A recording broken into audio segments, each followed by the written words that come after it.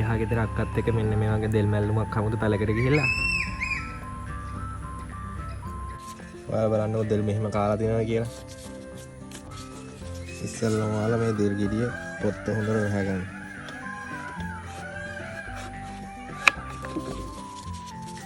ඊට පස්සේ ඔයාලා කරන්න ඕනේ මෙන්න මේ වගේ මේ කපාගත්ත දෙල් කෑලි ටික චූටි කෑලියට කපා ගන්න. ඊට පස්සේ ඔයාලා කපාගත්ත දෙල් කෑලි ටික මෙන්න මේ වගේ හොඳට හොදා ගන්න.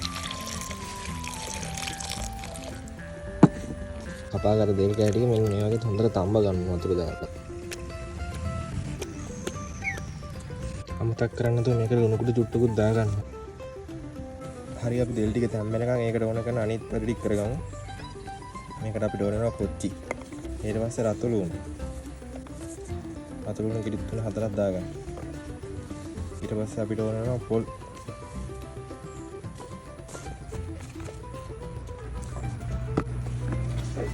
ඊට පස්සේ මේ ටික හොඳට කොටා ගන්න.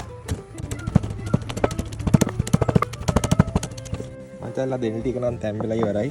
අපි දැන් මේ තැම්බිච්ච දෙල් ටික හොඳට පොඩි කර ගන්න ඕනේ.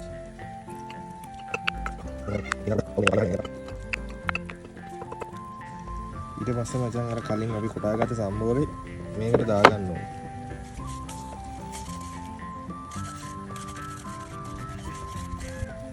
ඊට පස්සේ ඔයාලා මේ ටික හොඳට අනා ගන්න. ලුණු චුට්ටක් එකතු කරගන්න. දැන් මචං අපි හදාගත්ත අර දෙල් ටික හොඳට තෙල් දාගන්න ඕනේ. මෙන්න මේ වගේ තාත්ත කරන් මෙන්න මේ වගේ තෙල් ටිකක් දාගන්න. මෙන්න මේ වගේ අබ චුට්ටකුත් දාගන්න. මේ වගේ කරපිංච ටිකක් දාගන්න. ඊට පස්සේ මචං අපි කලින් අර හදාගත්ත දෙල් මිශ්‍රණය මේකට දාගන්න ඕනේ.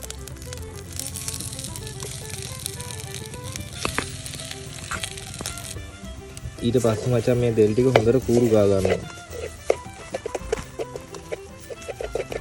හොඳට කූරු ගන්න. හරි මචං අපේ දෙල් මැල්ලුම දැන් හදාන ඉවරයි. දැන් ඉතින් මේක තියෙන්නේ කන්න තමයි.